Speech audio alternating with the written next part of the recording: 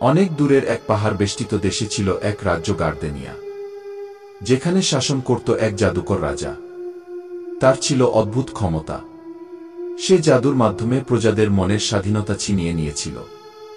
মানুষ হেঁটে বেড়াত, কাজ করত, হাসত, কাঁদত, সবই জাদুর বশে, যেন এক জীবন্ত পুতুলের দল। এই রাজ্যে ইসলাম পৌঁছায়নি। মানুষ জানত না কে তাদের সৃষ্টি করেছে, কেন তারা বেঁচে আছে, বা কি তাদের পরিণতি। সবাই জাদুর বশে ছিল। একদিন দূর দেশ থেকে ভ্রমণ করতে করতে কয়েকজন মুসলিম দাই গার্দেনিয়া রাজ্যে এসে পৌঁছাল। তারা জানত না এই দেশ জাদুর দেশে পরিণত হয়েছে। লোকজনের আচরণ তাদের কাছে খুব অদ্ভুত লাগছিল। তারা সেই রাজার দরবারে উপস্থিত হল। তারা রাজাকে একটি মোটা, হীরা মোড়ানো, সূর্যের মতো কিরণ বিচ্ছুরিত গ্রন্থ উপহার দিল, আল কুরআন। এবং তারা রাজাকে বলল, এই কিতাব আল্লাহর পক্ষ থেকে এসেছে। এতে রয়েছে এমন নূর যা শয়তানি জাদু ও অন্ধকারকে ধ্বংস করে দেয়। এই কিতাব মানুষদেরকে হেদায়েতের পথ দেখায়, মানুষকে জাহান্নাম থেকে মুক্তি দেয়। আল্লাহ এবং রাসূল সাল্লাল্লাহু আলাইহি ওয়াসাল্লামের পরিচয় পাওয়া যায়। আপনি চাইলে প্রজাদের মাঝে এটি পাঠ করতে পারেন, আর অনুমতি দিলে আমরা এখানে ইসলাম প্রচার করতে চাই। রাজা হেসে বলে উঠল, আমার প্রজারা তো আমার দাস, কেন আমি তাদের স্বাধীন করব? রাজা তাদেরকে অনুমতি দেয়নি। রাজা ভাবল, যদি এই কোরআন কেউ পেয়ে যায়, তাহলে এই কোরআন দিয়ে আমার জাদু বিনাশ করে দিবে। তাই সে কুরআন শরীফকে নিয়ে প্রাসাদের সবচেয়ে গভীর গোপন কক্ষে লোহার সিন্দুকে লুকিয়ে রাখে, যাতে কোনো প্রজাই এর খোঁজ না পায়। কিন্তু আলোর প্রদীপ কখনো নিবে না। আলেমগণ রাজ্য থেকে বের হওয়ার সময় এক যুবকের কানে কানে কথাগুলো বলে যান, আমরা এমন একটি কিতাব রেখেছি রাজার কাছে, যে কিতাব তোমাদেরকে দাসত্ব থেকে মুক্তি দিবে।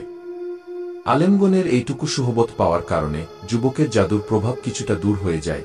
তারপর থেকেই শুরু হয় যুবকের চিন্তাধারা।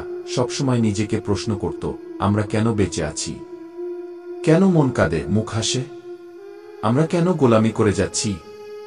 এসব প্রশ্ন যুবককে ভাবিয়ে তুলে। তখন সে ইচ্ছা করে যেভাবেই হোক এই রহস্যময় কিতাবটি উদ্ধার করতে হবে। এক অন্ধকার রাতে যুবকটি পাহাড় বেয়ে প্রাসাদে প্রবেশ করে।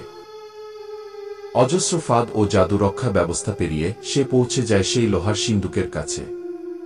সামনে দেখতে পায় সেই কিতাব, আল কোরআন। কুরআন খুলতেই চারপাশে আলো ছড়িয়ে পড়ে। যুবকটি প্রথম লেখাটি পড়েই কেঁপে উঠে, আল্লাহর নামে শুরু, যিনি পরম করুণাময়, অতি দয়ালু।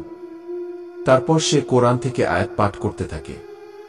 সঙ্গে সঙ্গে রাজ্যের আকাশ গর্জে ওঠে। মানুষ একে একে জেগে ওঠে, জাদুর প্রভাব ভেঙে পড়ে। চোখে আসে নতুন আলো। প্রাসাদ কেঁপে ওঠে। জাদুকর রাজা আর তার জাদুশক্তি ভেঙে যায়।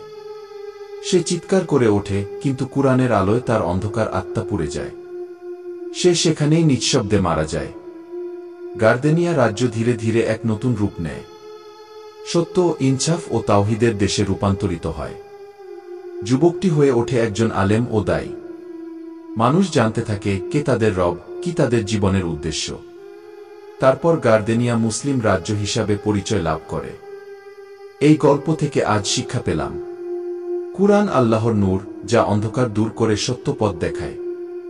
শয়তানি শক্তি ও জাদু কখনো কুরআনের সামনে টিকতে পারে না। একজন শত প্রশ্নকামী যুবকের সাহস একটি গোটা জাতিকে মুক্ত করতে পারে। সত্যকে যতই লুকানো হোক, আল্লাহর ইচ্ছায় তা একদিন প্রকাশ পায়। গল্পটি কেমন লাগলো জানাতে ভুলবেন না। এরকম মজার ও শিক্ষণীয় গল্প পেতে আমাদের সাথে থাকুন।